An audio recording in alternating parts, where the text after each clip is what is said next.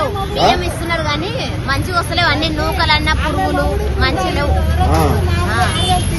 6,000 pension అన్నారు, 4,000 ఇస్తున్నారు. మా ఆయన హ్యాండిక్యాప్, ఏం పని కోడు. నేను పూలు అమ్ముకునే బతకాలి అంతే, ఏం లేదు. లేదు ఆయన గెలుచుడుగా 2 ఏళ్ళు అయింది. ఇప్పటికి 4,000 పింఛన్ వస్తుంది. ఎప్పటి నుంచి వస్తుందో అప్పటి నుంచి అవే పింఛన్ వస్తుంది. ఇబ్బంది ఉంది. గ్యాస్ 500 ఏం లేదు.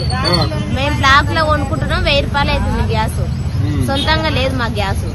గ్యాస్ కనెక్షన్ లేదు. సరే కరెంట్ బిల్లు అంటే మేము 250 అట్లా వస్తుంది కాల్చినంత.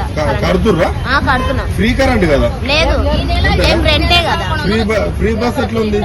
ఫ్రీ బస్ అంటే ఇంకా మామూలుగా పోతున్నాం వస్తున్నాం. కొట్లాడలు ఉన్నాయి, పీట్లాడలు, ఇంకా సీట్లు దొరకట్లేవు. కొన్ని అది కూడా ఇబ్బంది ఉన్నది. అది ఇబ్బందే, సీట్లు దొరకలేవు. అందరూ మీకు తెలిసిన వాళ్ళకి ఎవరికైనా తులం బంగారం ఇచ్చిరా? ఇయ్యలేదు, తులం బంగారం అస్సలు ఇయ్యలేదు. మా దాంట్లో అయితే ఎవరికి ఇయ్యలేదు. మాకు తెలిసిన వరకు అయితే ఇప్పటికి ఎవరికి పెళ్లి లైన్ వాళ్ళకి కూడా. మరి ఎట్లా నెల నుంచి మేము ఏం చేస్తున్నాడు మళ్ళీ ఆయనకి ఇండ్లు ఇస్తా అన్నారు. ఇంట్లో పెట్టుకున్నాం. మేము పెట్టుకొని 2 సంవత్సరాలు అయింది. ఇల్లు ఇయ్యలేదు, జాగా ఇయ్యలేదు, ఏమి ఇయ్యలేదు.